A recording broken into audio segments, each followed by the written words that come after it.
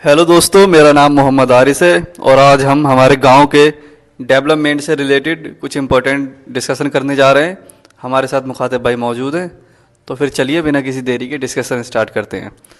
तो मुखातिब भाई, सबसे पहले हम बिजनेस मॉडल पे बात करते हैं, ठीक है। हमारे यहाँ का जो बिजनेस मॉडल है वो कामयाब क्यों नहीं है, उसके पीछे क्या कारण है? ये मुद्दा तो काफ़ी ज्वलंत है और काफ़ी इम्पोर्टेंट भी है हमारे समाज के लिए, खासकर हमारे हाफिज़ के लिए। और इसके लिए मैंने थोड़ा होमवर्क भी किया था। इससे कुछ पॉइंट जो मैं समझ पाया, काफ़ी सारे बिंदु निकले, काफ़ी सारे पॉइंट निकले। जो मुख्य बिंदु वो निकले 3, उन्हें मैंने लिख लिया है, जिसमें हमारी 3 बिंदुओं में आते हैं। सबसे पहला आता है भौगोलिक स्थिति, जो हाफिज़ की भौगोलिक स्थिति है।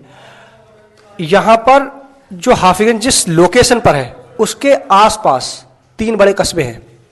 रिठौरा 8 या 7 किलोमीटर के आसपास, नवाबगंज 8 किलोमीटर के आसपास, सेंथल 4 किलोमीटर के आसपास, जिसके कारण वहाँ की जो मार्केट है वो डेवलप्ड हुई और हमारे यहाँ की मार्केट डेवलप्ड नहीं हो पाई। उन्हें आसपास के गांव मिले, हमारे यहाँ पर बाहरी की जो भी ग्राहक हैं वो नहीं आ पाते हैं। हमारे यहाँ के खुद का जो समाज है वो भी यहाँ से सामान नहीं खरीदता है, या नवाबगंज से खरीदता है, और दूसरा या सेंथल से खरीदेगा या कहीं बरेली भी जा सकते हैं। तो यहाँ पर जो आता है वो दूसरा पॉइंट जो मैंने बोलने वाला था वो है हम की भावना या फिर सहयोग की भावना। वो इसमें ये दिखती है कि कमी है। यहाँ के लोग यहाँ से सामान नहीं खरीद कर बाहर से खरीदते। यहाँ तक कि हमारे यहाँ जो बाजार लगती है वहाँ से भी सामान ना खरीद कर सेंथल की बाजार से, नवाबगंज की बाजार से सामान खरीदा जाता है। उसके साथ साथ तीसरा आता है संसाधन की कमी। हमारे यहाँ पर संसाधन है ही नहीं। संसाधन मान सकते हैं, जैसे हमारा जो हाफिज़गंज है उसका क्षेत्रफल बहुत कम है, बहुत छोटा है। जितने एरिया में हम लोग रहते हैं, निवास करते हैं, वही एरिया है, खेती का है ही नहीं। और जो खेती थी पहले या अभी भी जो बची खुशी है वो कुछ लोगों के पास ही है प्रॉपर्टी। आधे से ज़्यादा प्रॉपर्टी तो शायद 1-2 लोगों के ही आसपास में है। तो इसकी वजह से क्या होता है कि यहाँ पर लोग डेवलप अपने आप को नहीं कर पाए और यहाँ का जो बिजनेस मॉडल है वो कमज़ोर रह गया। तो मुखातिब भाई, जो हमारा गांव है वो शहरी इलाकों से तो पिछड़ा हुआ है ही, ठीक है, और साथ ही साथ जो आसपास के गांव हैं लोगों के पास काम नहीं है, बेरोजगारी बहुत है। तो आपके पास कुछ आइडियाज़ हैं जिससे इन प्रॉब्लमों का समाधान हो सके और लोगों को रोजगार भी मिल सके? इसके बारे में जो मैंने पढ़ा है अब तक या फिर जो सीखा है और जो गवर्नमेंट की पॉलिसीज़ हैं उसके बारे में अगर मैं कुछ कनेक्ट करना चाहूँ तो शायद आंसर इसका निकल सकता है। इसमें 4 पॉइंट जो मोटा मोटी है मुख्य बिंदु उस तरीके से निकाल सकते हैं। सबसे पहला तो होगा डेटा। जिस तरीके से एक रहीमदास का एक दोहा है, बिन पानी सब सून, पानी के बिना कुछ भी नहीं है। उसी तरीके से किसी भी क्षेत्र के लिए, किसी भी देश के लिए, किसी भी अंतर्राष्ट्रीय संस्था के लिए डेटा बहुत जरूरी होता है। बिना डेटा के कोई भी पॉलिसी अगर बनाई जाएगी वो फेल ही होनी है। तो हमारे हाफिज़गंज के अंदर हमें डेटा की ज़रूरत है। उसके लिए हमें करनी पड़ेगी हाफिज़गंज की रिसर्च। यहाँ पर कितने लोग हैं, कितनी आबादी है, क्या रिसर्च हुई है हमारे यहाँ पर? नहीं हुई है। दूसरी चीज़, उसके साथ साथ कौन इंसान कौन से काम में है, बच्चे कितने पढ़ाई कर रहे हैं, कितने फर्नीचर का काम कर रहे हैं, कितने कारचोबी का काम कर रहे हैं, और कितने सिलाई का काम करते हैं, और किसकी क्या क्या दुकान है। मेन डेवलपमेंट तभी हो पाएगा जब हमारे पास सही डेटा होगा, तभी तो हम प्रॉब्लम को जड़ से पता कर पाएंगे।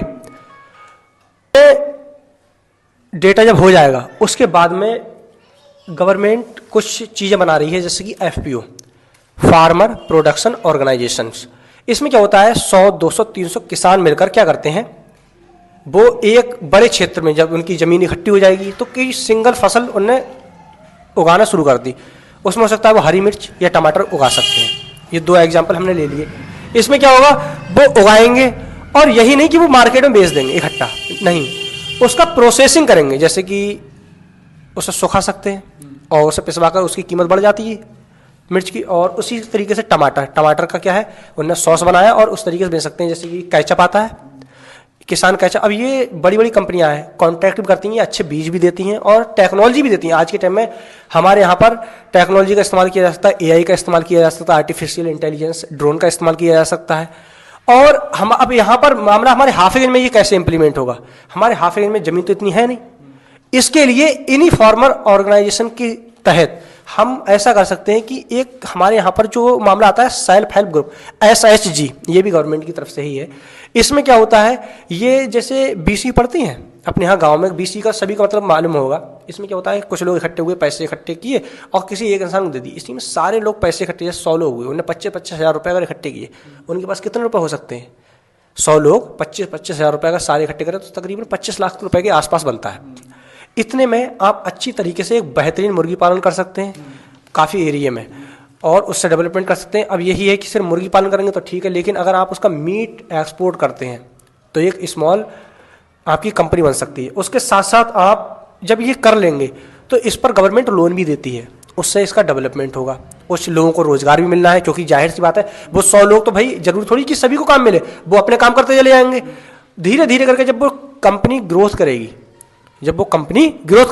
तब सभी को हिस्सा मिलेगा। इसमें बकरी पालन भी हो सकता है, जैसे कि हमारे पास बकरी का मीट भी एक्सपोर्ट होता है विदेशों में, मछली पालन हो सकता है और डेयरी पालन भी हो सकता है। जैसे अमूल है, अमूल एक सहकारिता का बहुत बेहतरीन उदाहरण है, जो गुजरात के अंदर आनंद में, वहाँ पर खेती इतनी अच्छी नहीं है, लेकिन वहाँ पर पूरी भारत के अंदर अमूल कंपनी को सभी जानते हैं, वो सहकारिता का ही कार्य है। तो इसमें सहकारिता भी आता है, और सहकारिता जो है ये एक भारतीय संविधान में आर्टिकल 19 के तहत क्लॉज C में आता है, और ये हर इंसान का, भारतीय नागरिक का जो FR है, फंडामेंटल राइट है, वो बना सकते हैं, उनका अधिकार है, और इसमें गवर्नमेंट उन्हें सपोर्ट करेगी। इसमें लोन भी मिलता है, और इसके साथ साथ हम और भी काम कर सकते हैं। जैसे हमारा यहाँ पर हाफिज में कारचुबी का ही काम है, इसे ही हाफिज में तकरीबन मैं ये मानता हूँ 80 से 90% के आसपास लोग कारचुबी का काम करते हैं, इससे जुड़े हुए हैं, और सिलाई का भी काम अगर करते हैं इससे ही जुड़े हुए हैं, सारा व्यापार भी इसी से ही है।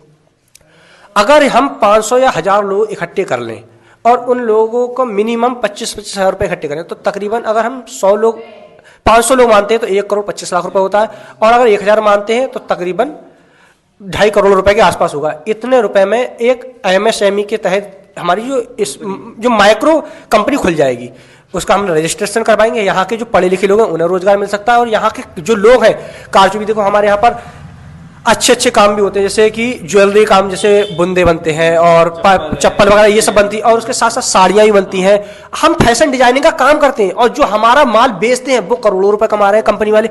हमारे यहाँ का सहकारी कंपनी अगर बनाई जाए तो हमारे यहाँ के लोगों की इकोनॉमी भी बढ़ेगी, रोजगार भी मिलेगा, और हमें एक तरीके से प्राउड फीलिंग जो होती है कि हम अपने काम में हुनर, ये पारंपरिक है, हजारों सालों से है, इस पर जो रिसर्च हुई है उन रिसर्च को पढ़ने की जरूरत है, और हमारे ही गाँव के लोगों को इस पर कुछ किताब लिखने की जरूरत है, इसके इतिहास के बारे में जानने की जरूरत है कि क्या हम जो काम कर रहे हैं परंपरागत रूप से ये कितने लोगों को रोजगार देता है।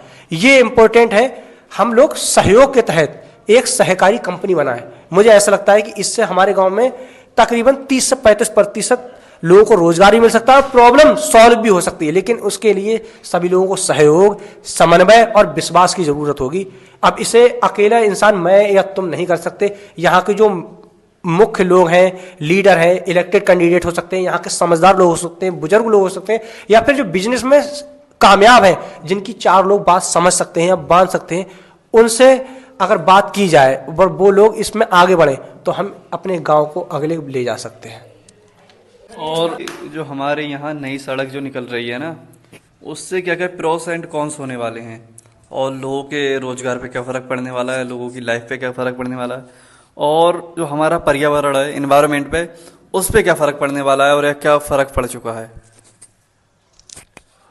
प्रोज में हम ये मान सकते हैं इसके जो लाभ हैं, इस सड़क के आने से जिन लोगों की ज़मीन गई है या जिन लोगों की ज़मीन बिल्कुल जस्ट इस रोड के बराबर में होगी, उन दोनों को ही फ़ायदा होने वाला है। जिन लोगों की ज़मीन गई है उनका फ़ायदा ये है, उन्हें पैसा मिला और मुआवजा ठीक ठाक था, बहुत अच्छा नहीं कह सकते क्योंकि हमारी ज़मीन उपजाऊ ज़मीन है। फ्यूचर में इसके नेगेटिव इम्पैक्ट भी होंगे क्योंकि ये रोड बना है, उससे क्या है पानी वगैरह के, लेकिन कॉन्स में हम बाद में आएंगे, पहले हम प्रोज में आते हैं। तो इसका फ़ायदा ये है कि जो बाहर से पैसा आया है उससे इन लोगों की आर्थिक स्थिति सुधरेगी। जब आर्थिक स्थिति सुधरेगी तो ये अपने बच्चों को पढ़ा सकते हैं, पक्का मकान कर सकते हैं। किसी बिजनेस में जब ये लगाएंगे तो यहाँ के लोगों को एक नया रोज़गार मिल सकता है। जाहिर सी बात है, अगर इनके पास अच्छा पैसा होगा तो बड़ा बिजनेस करेंगे, तो 2-4 लोगों को, यहीं गाँव के लोगों को रोज़गार भी मिलने वाला है। उसके साथ साथ इनकी जो सोच है वो डेवलपमेंट की तरफ ही जाएगी, क्योंकि अगर हमारे पास पैसा होता है तो एक पुरानी कहावत है कि पैसे से इंसान की सोचने की क्षमता बढ़ जाती है। अब जब इनके पास पैसा है तो व्यापार अपना बढ़ाने की सोचेंगे, तो इससे लोगों को फायदा होगा। दूसरा ये है कि जब ये सड़क फ्यूचर में कनेक्ट करेगी काफ़ी गांव को या फिर काफ़ी आसपास के एरियो को, हो सकता है फ्यूचर में यहाँ पर कोई कंपनी आए, कोई कॉलेज आए, या फिर कोई सहकारी संस्था आ जाए, या फिर सप्लाई चेन का कोई स्टोरेज सिस्टम आ जाए, यहाँ पर भंडारण वगैरह आ जाए कि एक स्टोरेज सिस्टम बनना है यहाँ पर, उससे काफ़ी फ़ायदा होगा। जैसे कि रोज़गार भी मिलने वाले हैं और यहाँ की ज़मीन की कीमत भी बढ़ने वाली है। उसके साथ साथ यहाँ के लोग अगर कॉलेज आता है तो शिक्षित भी होंगे, बाहर नहीं जाने होगा। और हमारी जो बच्चियाँ हैं हमारे गांव की, जो बाहर जाती हैं, उनकी प्रॉब्लम होती है कि पेरेंट्स, हमारा समाज अभी इतना, ग्रामीण समाज जो है इतना डेवलप नहीं हुआ है। अब तुमने पढ़ाई कर ली तो हमारी सोच अलग तरीके से हो सकती है। अब उनके पेरेंट्स जो हैं वो इतना ज़्यादा नहीं सोचते हैं। और कुछ जो चौराहों पर बैठने वाले जो सोहदे वगैरह होते हैं, उन्हें कमेंट्स करना बच्चियों की पढ़ाई पर, उन्हें इस चीज़ का एहसास ही नहीं होता है कि हम किसी बच्ची की या लड़की की पढ़ाई खराब कर सकते हैं हमारी इन हरकतों की वजह से।